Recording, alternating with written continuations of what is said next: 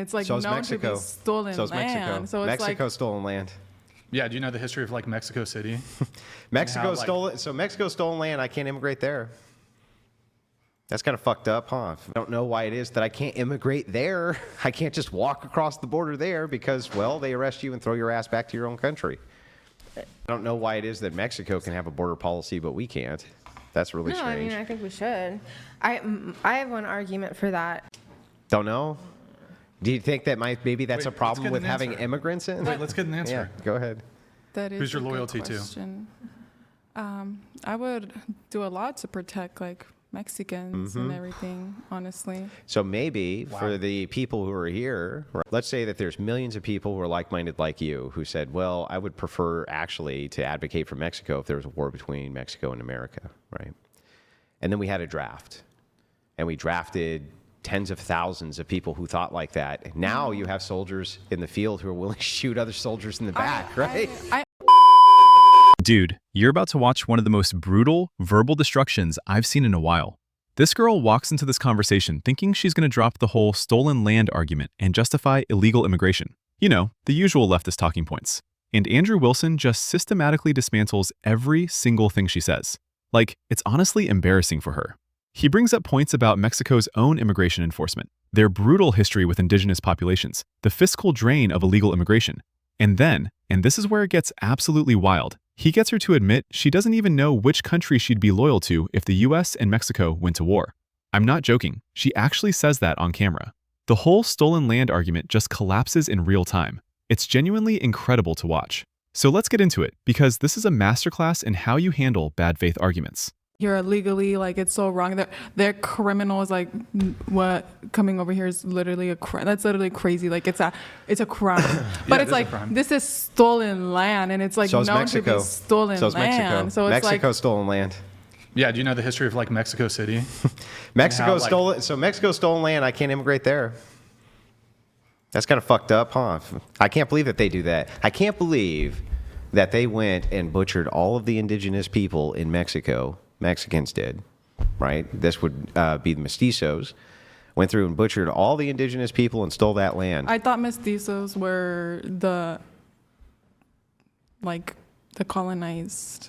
No. So what happened is Spaniards came over, and then they mixed with the indigenous people and created Mestizos. Mestizos took over most of what is now Mexico. They took over California. They had Texas. They had all of that. The indigenous people who were not Mestizos, they butchered them. So they stole their land. I will look into that. Look into it. All land, all modern land is stolen from some group or another group. So, yeah, that is the history there, right? That is the history of South America, is it changed hands multiple times between many, many groups. There are white South American nations. Do you know about the Spanish conquistadors? Yeah. Yeah, but they were mostly, so that was like a mixture of geographical locations that they came into. Like Cortez went through Aztec lands in South America. I don't remember the exact geographical location, but Me either, but but yeah, they did. Yes, this was mostly Spaniards. Then Spaniards made Mestizos. Mestizos butchered the indigenous population for sure. So it's all stolen land. I don't know why it is that I can't immigrate there. I can't just walk across the border there because, well, they arrest you and throw your ass back to your own country. It's pretty easy to walk across the border to Mexico. And then if you're there illegally, they ship you back here because you're not supposed to be in their country because they have a constitutionally elected government and Yeah, but they're not. They have border laws. Deportating. That's because nobody wants to go there. If people did, and by the way, they do. Yeah. When people come from south of Mexico into Mexico, they will keep them out, and they have the Mexican military on their southern borders keeping out people who try to migrate through Mexico. That's what happened with the whole caravan thing. They were literally trying to keep them out of their nation. So I don't know why it is that Mexico can have a border policy, but we can't. That's really strange. I mean, I think we should. I have one argument for that. If we have a declining population and with births, why should we get rid of the illegals when we need them for our economy? Well, okay, so first of all, I don't think that you need to have a continuously growing GDP. It's not necessary for the health and welfare of the nation. That's one. And then the second thing is that I think if you're going to spend your resources on basically illegals who come in, on healthcare, things like this, rather than supplementing your indigenous population so that they can have more live births, that seems really stupid to me. Why wouldn't you allocate your resources to your domestic population? It just seems like you want to kind of force women into having babies instead of bringing in when people have I ever who already advocated have that babies. women should be forced to do anything? Oh, the abortion laws and all that. That's not force. That's saying you can't do a Well, thing. I mean, it's not forcing you to even- do a thing. Do you want to actually contend with the actual topic at hand, though? No. Yeah, continue on. I just had that one I thing mean, about abortion the is a birth. separate Oh, topic. no. It started because when 'Cause you we were were talking gone, about I was immigration. talking about since. Besides that, you said you're against most abortions. No, I am. So then you would use force? Because, no. Listen, it's because the birth rates go down, and that's on the show. A lot of times, that's a topic on anti-abortion, and I'm just like, why kick them out if we need their population to keep birth Yeah, rates but this up? is a really strange argument because if we didn't have a reproduction crisis, we wouldn't need to be importing anybody from anywhere. We don't can have to focus on import our them. domestic They're- population. They're already here, which is the domestic population, and we're kicking them out when we need them. So No, we don't need them. We don't need illegals here. So for one thing, you're talking about 1 million people a year who immigrate legally. Yeah. Our population boom. Okay, so let me break down what just happened here, because this is exactly how you dismantle the stolen land argument. She comes in with the typical woke take. Oh, this is stolen land, so borders don't matter. And Andrew immediately flips it on her. He goes straight to Mexico's history. The Mestizos, which are literally the offspring of Spanish colonizers and indigenous people, went through and butchered the indigenous populations of Mexico. They stole that land. And now Mexico enforces some of the strictest immigration laws in the Western Hemisphere. Like, you can't just walk into Mexico and stay there illegally. They will arrest you and deport you. But somehow, according to her logic, America can't do the same thing? And look, she had no idea about any of this. She literally says, I will look into that. Of course she will, because the left doesn't actually know history. They just repeat whatever activist talking points they heard on TikTok. Every single nation on Earth has land that changed hands through conquest at some point. That's human history. But Mexico gets to enforce borders while America doesn't? How does that make sense? And then Andrew brings up the southern border of Mexico, where the Mexican military literally guards against migrants coming up from Central America. The exact same thing they criticize us for wanting to do. The hypocrisy is so blatant. Mexico can defend its sovereignty, but the United States can't? Why? Because leftists have decided that America specifically doesn't deserve borders? Here's the thing, and I know you guys already know this. The stolen land argument is just a rhetorical tool to justify open borders. It's not a real argument. It's a guilt trip. It's meant to make Americans feel like they don't have the right to control who comes into their own country. And it works on a lot of people who don't know history. But Andrew knows history, and he just used it to completely dismantle her entire worldview in like 2 minutes. Let me know in the comments what you guys think about the stolen land argument, because I genuinely want to know if anyone still finds that convincing after watching this.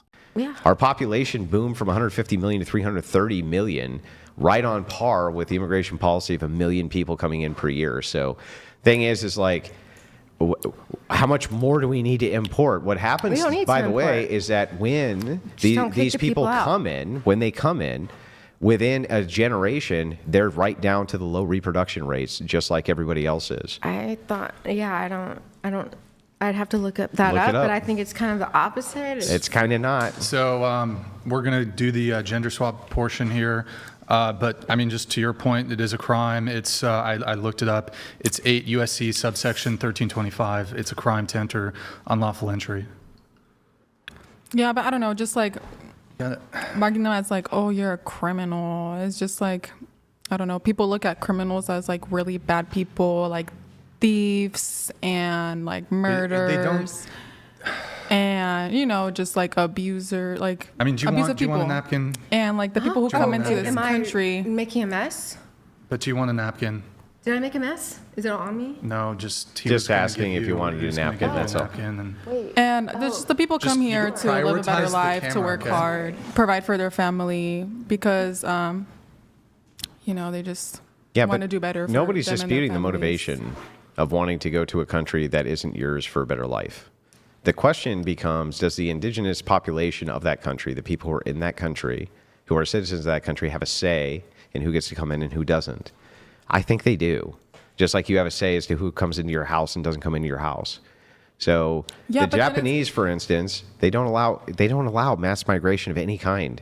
I don't know. It's also kind of weird. It's like, oh, you can't come into our country, but we'll go into yours and vacation there, and like we'll go celebrate. You can come here on your vacation. culture. It's just You can. So here's what you do: you go get a passport, and you can come here and have a vacation, and then go back home. And we can go to your country with a passport and go on vacation, and then come back home. That's how that works. That doesn't mean that you have citizenship and that you can then drain the coffers for social welfare and drain the coffers for medical care. Like that's a no-go. Like why do you think that the citizenry of the United States is going to want to supplement people who aren't from their people group? They don't want to. Like white Americans, like they go live in Mexico because it's cheaper and stuff, and Yeah, they have to go through the same process, though. They have to apply for limited citizenship, and then they have to apply for Mexican citizenship if they want to stay there long term. but like a lot of them don't. Yeah, they go there on vacation. True. They just have to come back every certain amount of time, and they abide by that instead of actually getting. But by the way, for the Mexican government, this is a good thing, right? Because they get all sorts of money from the gringo, who brings in that gringo greenback. And that's worth a lot more than the Mexican peso is. So they love having tourists come in and things like that. It's not the same fiscal drain on them as it is on us. It's a literal fiscal drain on this country.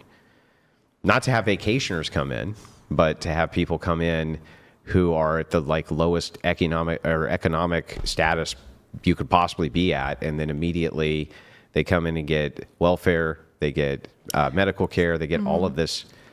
Literally on our tax dollar. Now, it's really easy for you to say, well, we should do that. Yeah. Shane. I just think it's But you don't pay for that. it's wrong. Like the immigrants here, like we work hard and everything. We contribute to this country too. It's not like we're here and just living life. No, they work hard 24/7. There's no dispute.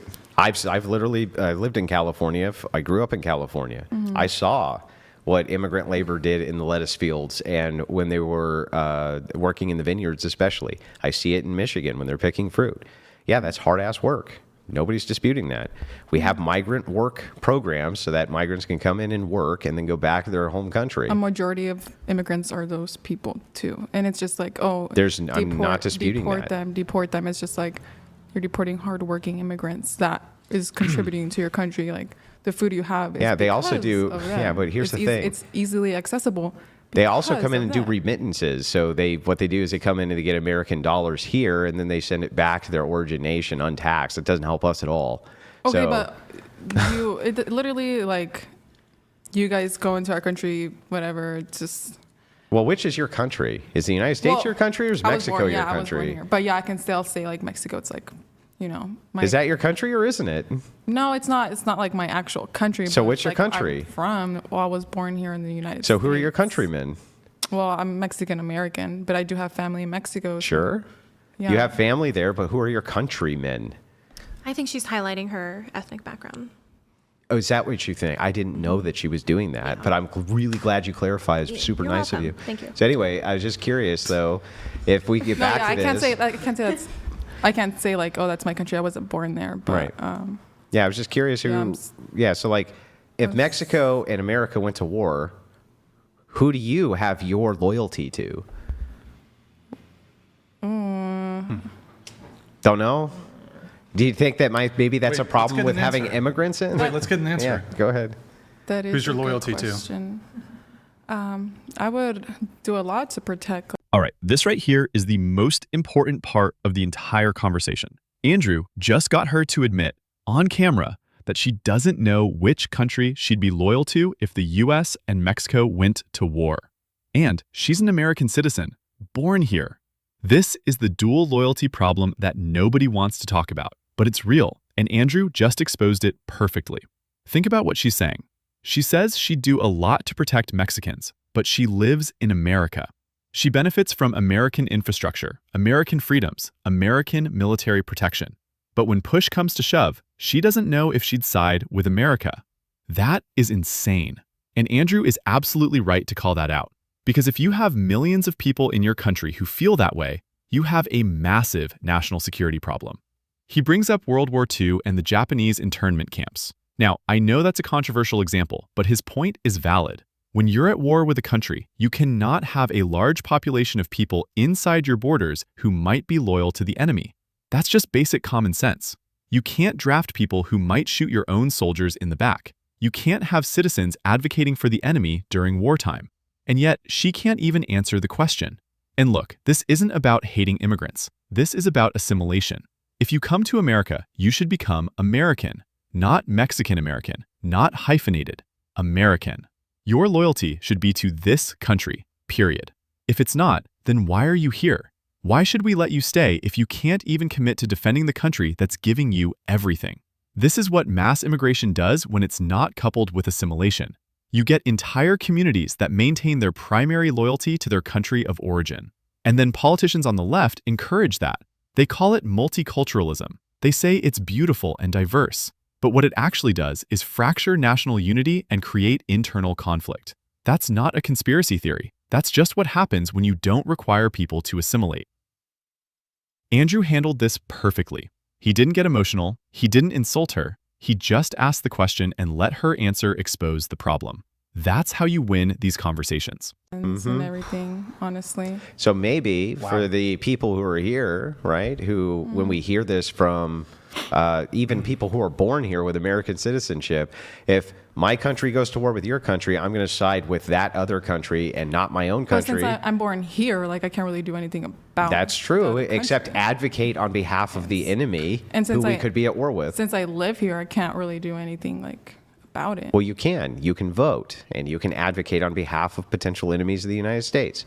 So if we go to war with Mexico, now you have loyalties to Mexico and not to the United States. That's a massive problem with immigrants coming in, especially en masse from a single country, is now we have dual loyalties we have to deal with. That's not a good idea. No nation would put up with that. Like, what nation would ever put up with that? Like, imagine this. Let me give you this scenario. So let's say that there's millions of people who are like-minded like you who said, well, I would prefer actually to advocate for Mexico if there was a war between Mexico and America, right? And then we had a draft.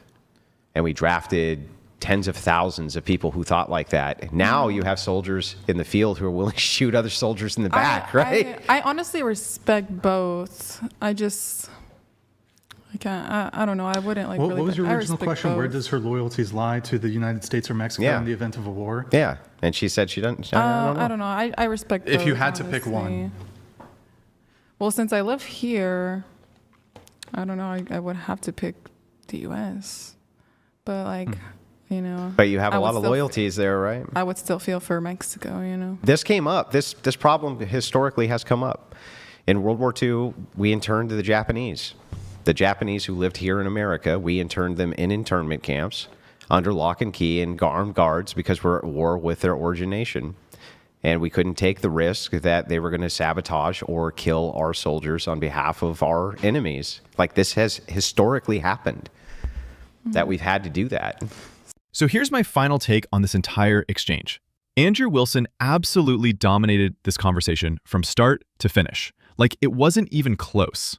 She came in with the standard leftist talking points. Stolen land, we need immigrants for the economy, they're just looking for a better life.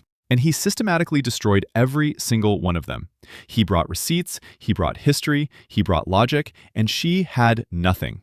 The stolen land argument collapsed the moment he brought up Mexico's own brutal history with indigenous people. The economic argument fell apart when you pointed out that we could just support our own citizens instead of importing poverty. And the whole "they work hard" argument misses the point entirely. Nobody's saying they don't work hard. We're saying they're here illegally, and they're draining resources that should go to American citizens. But the real moment, the one that exposes the entire problem with mass immigration without assimilation, is when she admitted she doesn't know which side she'd be on in a war between the US and Mexico. That right there is why borders matter. That's why citizenship has to mean something. That's why we can't just let millions of people pour into this country without any expectation that they'll actually become American. And I know a lot of people are going to watch this and say, well, she's just one person. But she's not. There are millions of people in this country who feel exactly the way she does, who see themselves as ethnicity American first, American second. And that is a recipe for disaster. Every strong nation in history has had a unified national identity. Every weak nation has been fractured by internal divisions and dual loyalties. We're choosing to become the latter, and then we wonder why everything's falling apart. Andrew gets it. He understands that borders aren't just lines on a map. They define who we are as a people. They define who has a say in how this country is run. And when you erase them, you don't get a utopia. You get chaos. You get balkanization. You get exactly what we're seeing right now. So look, if you made it this far, drop a like on this video.